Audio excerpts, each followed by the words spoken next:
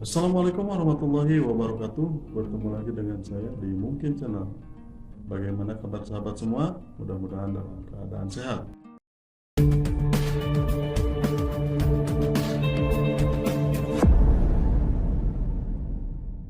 Sahabat YouTube, mari kita bahas tentang integrasi nasional dalam bingkai Bhinneka Tunggal Ika. Kita mulai saja. Yang pertama, kebinekaan bangsa Indonesia.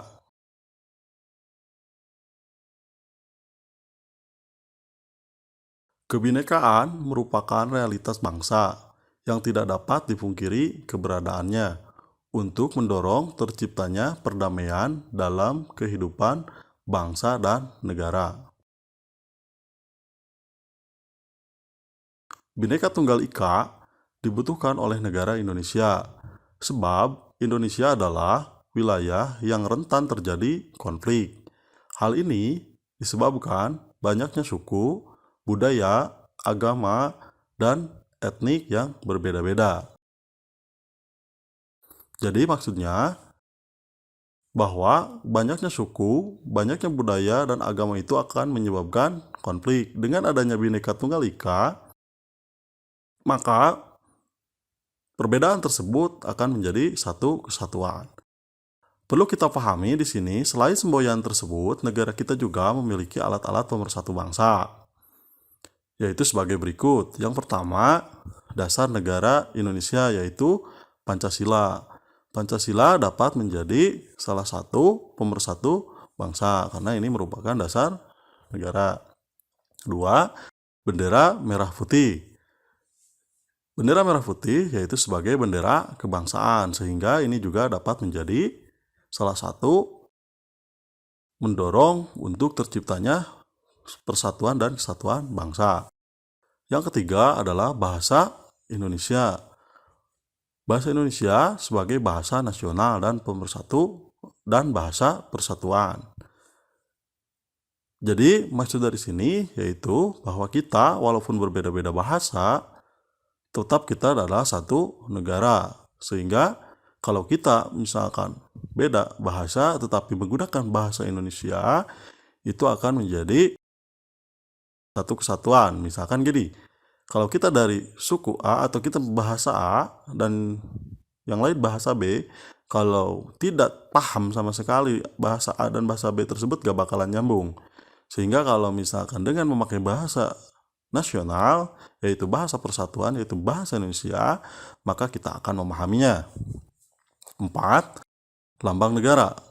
Lambang negara kita yaitu burung Garuda. Kita sudah tahu semua bahwa burung Garuda merupakan lambang negara, dan itu adalah lambang yang dapat mendorong terciptanya perdamaian dan kehidupan bangsa dan negara, atau dapat mendorong persatuan dan kesatuan bangsa. Yang kelima, lagu kebangsaan Indonesia Raya. Lagu kebangsaan Indonesia Raya merupakan lagu nasional. Lagu kebangsaan Indonesia Raya dapat juga mendorong persatuan dan kesatuan bangsa. Yang keenam, lagu-lagu perjuangan.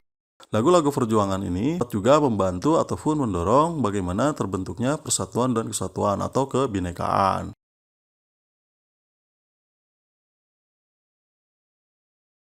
Baik, selanjutnya konsep integrasi nasional. Kita lihat di sini integrasi. Baik, integrasi nasional berasal dari dua kata, yaitu integrasi dan juga nasional. Integrasi berasal dari bahasa Inggris, yaitu integrate. Artinya menyatu padukan, menggabungkan, dan juga mempersatukan. Selain itu, dalam Kamus Besar Bahasa Indonesia menyatakan bahwa integrasi artinya pembauran hingga menjadi satu kesatuan yang bulat dan utuh. Kata nasional berasal dari bahasa Inggris, yaitu nation, yang artinya bangsa. Selain itu, di sini juga integrasi dapat dilihat dari segi politis dan juga segi antropologis. Kalau dilihat dari segi politis, berarti integrasi nasional itu adalah penyatuan berbagai kelompok budaya dan sosial dalam kesatuan wilayah nasional yang membentuk suatu identitas nasional. Kalau kita melihat daripada integrasi dari politis, bahwa dapat kita pahami bahwa yang namanya integrasi nasional itu merupakan penyatuan berbagai kelompok budaya yang berbeda-beda ya, sosial yang berbeda-beda dalam satu kesatuan wilayah. Ya, wilayahnya secara luas yaitu secara nasional, sehingga terbentuklah identitas nasional. Misalkan bahwa Indonesia identitas nasionalnya adalah negara yang kaya akan budaya, kaya akan suku, kaya akan etnis yang lainnya. Karena itu merupakan daripada penyatuan berbagai kelompok yang berbeda menjadi satu kesatuan dalam wilayah nasional. Jika kita lihat daripada integrasi nasional secara antropologis, integrasi nasional secara antropologis yaitu proses penyesuaian di antara unsur-unsur kebudayaan yang berbeda sehingga mencapai suatu keserasian fungsi dalam kehidupan masyarakat. Nah, kalau tadi secara politis itu penyatuan berbagai kelompok, kalau secara antropologis penyesuaian. Apa yang disesuaikan? Yaitu unsur-unsur kebudayaan. Kenapa harus disesuaikan? Karena berbeda-beda. Nah, sehingga setelah disesuaikan, unsur-unsur yang berbeda tadi mencapai suatu keserasian fungsi dalam kehidupan masyarakat, sehingga terjadilah persatuan dan kesatuan secara utuh. Jadi dapat kita pahami menurut secara antropologis ini bahwa integrasi nasional itu adalah penyesuaian di antara unsur-unsur kebudayaan yang berbeda. Setelah menyesuaikan unsur-unsur yang berbeda sehingga tercipta ataupun mencapai kesatuan fungsi.